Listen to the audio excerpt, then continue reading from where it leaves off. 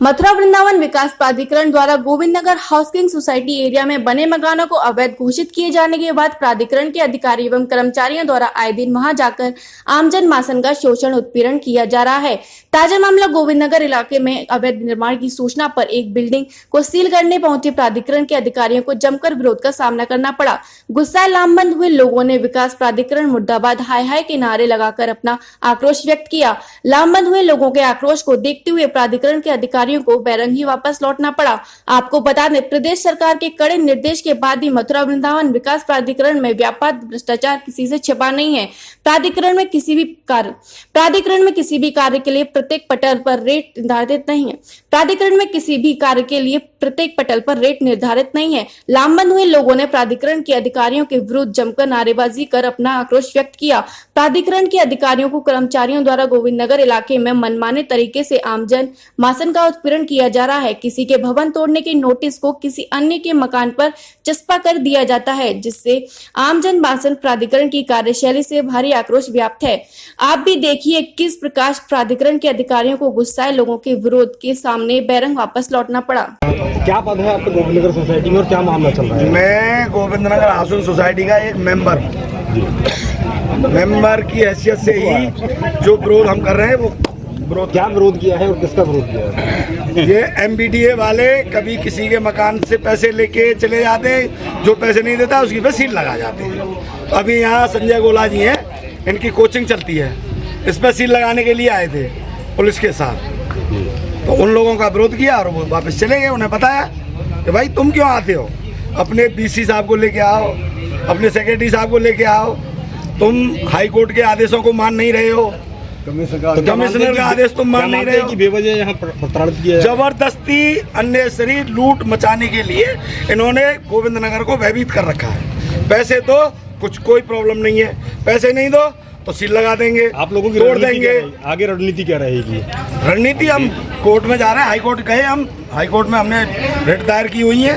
आप यहाँ लोकल अधिकारियों से मिले अपनी समस्या को लेकर? हाँ, लोकल अधिकारियों से भी मिले हैं। क्या कहा? DM साहब को भी बताया है, यहाँ के जितने आश्वासन देते हैं, श्रीकांत जी से भी बात हुई है, लक्ष्मी नारायण चौधरी साहब से, मंत्री जी से भी बात हुई है, आश्वासन देते हैं। सब अभी सिर्फ आश्वासन मिल रहा है, आश्वासन मिल रहा है, अभी कोई कार्रवाई समाधान कोई नहीं हो पा रहा है। हमारा MBDA में विकास प्राधिकरण का डेवलपमेंट का पैसा जमा है। अगर इसी तरह से चलता रहा तो आपकी क्या रणनीति होगी आगे? आगे जाके हम धरना देंगे, धरना प्रदर्शन करेंगे, आंदोलन करेंगे, मरेंगे मारेंगे, यही रणनीति है और कुछ नहीं है। आगे तो यहाँ क्या कार्रवाई चाहते हैं आप और किस तरह की कार्रवाई? हम ये कार्रवाई चाहते हैं कि जिन्होंने जो MBDA ने विज्ञप्ति निकाली है पेपर में 2008 में 115 रुपये वर्ग गज के हिसाब से पैसा विकास को लिया जाए और सबके नक्शा पास कराया जाए। ये हमारी सबकी मांग है। और इसके अलावा इनके पास कोई न तो कोई डॉक्यूमेंट है MBDA के पास हमारे खिलाफ, और ना ही कोई जो है ऐसा सबूत है जिससे जो है ये मना करता है। हाई कोर्ट यहाँ DJ के यहाँ से लेकर के और हाई कोर्ट तक सब सोसाइटी जीत चुकी है, लेकिन ये उन आदेशों को मान नहीं रहे। विकास प्राधिकरण द्वारा कुछ दिन पहले बोर्ड भी लगाए गए थे, वो क्या बोर्ड थे? वो गलत बोर्ड हैं, बिल्कुल फर्जी बोर्ड लगाए गए हैं। इन्होंने अपनी जान बचाने के लिए लगाए गए हैं विकास प्राधिकरण वालों ने, क्योंकि तलवार इनके ऊपर इसलिए लटकी हुई है कि ये कह रहे हैं कि 1987 से पूरी जगह खाली थी, तो ये निर्माण कैसे हो गई। ये इनके प्रमुख सचिव का आदेश है कि आपने ये 164 एकड़ पर निर्माण कैसे करा दिया। ये अपनी जो है बचाने के लिए तलवार को और जो सोसाइटी में डाल रहे हैं। कहीं ना कहीं लगता है कि ये उच्च अधिकारियों ने गुमराह किया जा रहा है। उच्च अधिकारी नहीं, MBDA सबको उच्च अधिकारियों को गुमराह कर रहा है। MBDA के जो अधिकारी हैं, BC हों चाहे सेक्रेटरी हों चाहे इनके जो है चीफ इंजीनियर हों, सब उच्च अधिकारियों को ये गुमराह करते हैं कि यहाँ सब खाली है, सब अवैध निर्माण बने हुए हैं, सब काम हो रहा है। क्या वजह मानते हैं इसके पीछे की जो षड्यंत्र रचा के इस तरह की कार्रवाई? सब यही है कि जब पैसे दे जाओ। एक बताइए, आप 3 मंजिल का एक दिन बन गया, ये 3 मंजिल मकान बने हुए हैं, इन्होंने 6 सील किए हुए हैं। 2018 में कमिश्नर साहब का ये आदेश था कि इसके संपूर्ण की जांच कराई जाए और जांच के बाद होने तक कोई कार्रवाई नहीं की जाए और सील नहीं लगाई जाए।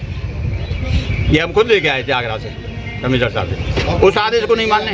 अभी जो अधिकारी आए हैं वो किस तरह से वापस गए, क्या दिखाया आपने, क्या कहा उनसे? हमने 18 का आदेश भी दिखाया था, उससे ये भी कहा था कि इसके बाद का आदेश अगर तुम्हारे पास कोई हो तो उससे दिखा दो। आप लोग मांग कर रहे थे कि यहाँ पे खुद जो उपाध्यक्ष महोदय वो यहाँ पहुँचे हैं मीट दे के, वो क्यों नहीं आते हैं? वो आएंगे नहीं, उनके पास कुछ है, उन्हें क्या जरूरत है आने सारे की? मुकदमे हार चुके हैं। ये कुछ जो है जेई और एई हैं जो क्या जो पैसे ले जाते हैं और बाद में सील लगा जाते हैं, यही आते हैं।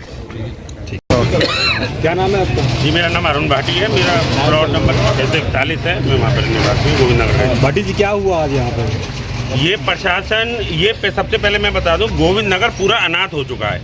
यहाँ का कोई जनप्रतिनिधि इनकी नहीं सुनना, कोई अधिकारी इनकी नहीं सुनना, सिर्फ कोर्ट ने हमारी सुनी है।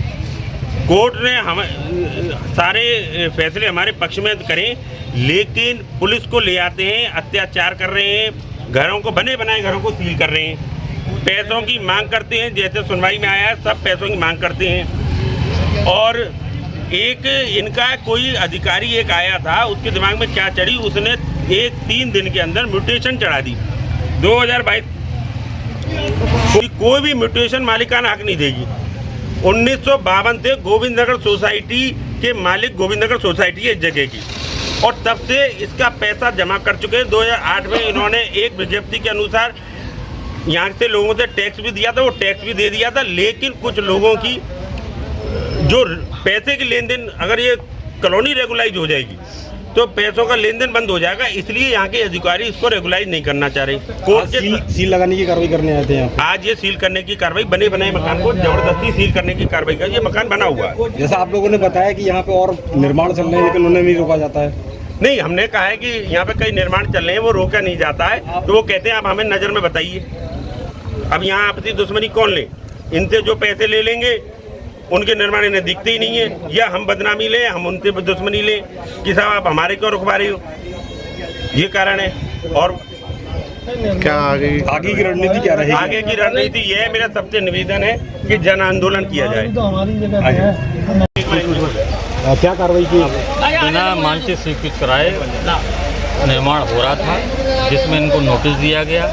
नोटिस के बाद इनको कार्य रोकने के आदेश दिए गए, इन्होंने कार्य को नहीं रोका, अवहेलना की आदेशों की।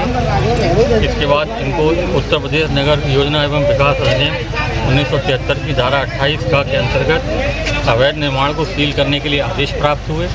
वो आदेश को क्रम अनुपालन में हम लोग यहाँ पर अनाधिकृत निर्माण को सील करने आए थे, जिसको लोगों के विरोध के कारण वो कार्रवाई संपन्न नहीं हो पाई। स्थानीय निवासियों का आरोप है कि जो आपके पास ऐसी क्या चीज़ जो आप बार बार यहाँ गोविंद नगर में आते हो लोगों को परेशान करते हैं? नहीं, कोई किसी को परेशान नहीं किया जा रहा है। अधिनियम में जो व्यवस्था है उसके अंतर्गत ही कार्रवाई की जाए। देखा जा रहा है गोविंद नगर में और भी बहुत से ऐसे भवन हैं जो अभी भी लगातार निर्माण में है।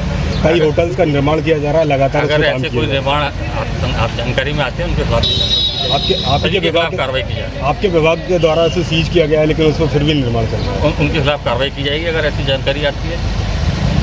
City super speciality hospital, Govardhan चौराहा और city care hospital, township, Mathura. अब सुपर स्पेशलिटी सुविधाओं के लिए दिल्ली एनसीआर और आगरा जाने की जरूरत नहीं। Cardiology, neuro surgery, medicine, ortho gastro surgery, plastic surgery, critical care and pain management जैसी सभी सुविधाएं अब एक ही छत के नीचे। CT scan, cath lab, endoscopy, MRI जैसी सभी आधुनिक मशीन सिटी हॉस्पिटल में ही उपलब्ध हैं।